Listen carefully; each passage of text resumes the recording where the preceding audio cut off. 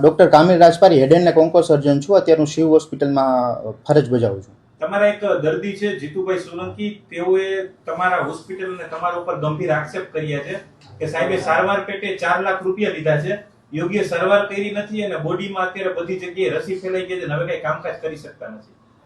આ વસ્તુ છે ને તદ્દન ખોટી છે. એ પેશન્ટની સારવાર અમે સારી રીતે અને સરખી રીતે જે રીતે નિયમ હોય છે એ રીતે જ કર્યું હતું. પેશન્ટનું ઓપરેશન અમે લોકોએ મોઢા અને જડબાના કેન્સર માટે કર્યું હતું, જેની અંદર આ સીટી સ્કેનનો રિપોર્ટ છે. આ સીટી સ્કેનનો રિપોર્ટ હું એમને આપી દઈશ જોવું હોય તો. આની અંદર લખેલું આમાં છે જ કે કેન્સરની આકાર કેવડો મોટો હતો, અને પેશન્ટની બાયોપ્સીનો રિપોર્ટ પણ મારી પાસે છે, જે આપણે રાજકોટ કેન્સર સોસાયટીમાં કરાયો હતો, અને એને 4થા સ્ટેજનું કેન્સર હતું જે હતું એ. અને એમાં પ્લાસ્ટિક સર્જરી અને જે રીતે નિયમ પ્રમાણે ઓપરેશન થવું જોઈએ અને એની સારવાર થવી જોઈએ એ રીતે થયેલ છે.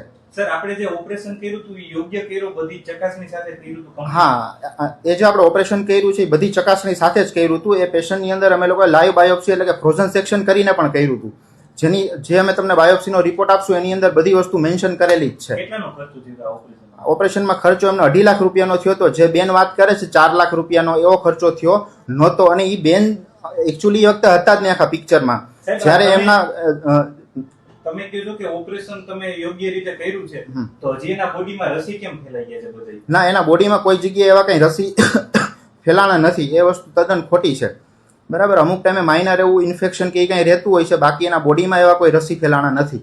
એ તો એવું કહે છે કે હું અસ્વસ્થ કામ કરી શકું તેમ નથી અને મને બધે અત્યારે રસીનો ફેલાવો થઈ ગયો છે અને ઘરની પરિસ્થિતિ સારી નથી, એટલે એની દીકરી છે ને ભણતર મૂકી દીધું છે. ને આ વસ્તુ તદ્દન ખોટી છે. એમને કોઈ એવો કઈ પ્રોબ્લેમ નથી. એ લોકોની માંગ એવી છે કે તમે યોગ્ય સારવાર કરી આપો. અત્યાર સુધી મેં જે પણ સારવાર કરી છે યોગ્ય કરી જ છે. અને જ્યારે એમનું ડ્રેસિંગ કરવાની જરૂર હતી ત્યારે મેં એમને બોલાવીને ડ્રેસિંગ કરવા માટે કહેલું હતું, પણ પેશન્ટ ક્યારેય ડ્રેસિંગ કરવા માટે આવ્યું નથી. એ દર 2-3 મહિને આવે છે ખાલી બતાવવા માટે, બાકી ક્યારેય ડ્રેસિંગ કરવા માટે આવતું નહોતું. અને બીજી વસ્તુ કે જ્યારે એ પેશન્ટ આવ્યા હતા જીતુભાઈ, એમના ફ્રેન્ડ સાથે ઓપરેશન કરવા માટે આવ્યા હતા. એને અમને જણાવેલ હતું કે મારા ઓપરેશન વિશે આ માહિતી મારી વાઈફને આપતા નહીં, એટલે કે જે બેન બોલે છે એને આપતા નહીં. એટલે એ બેન એ વખતે પિક્ચરમાં હતા જ નહીં.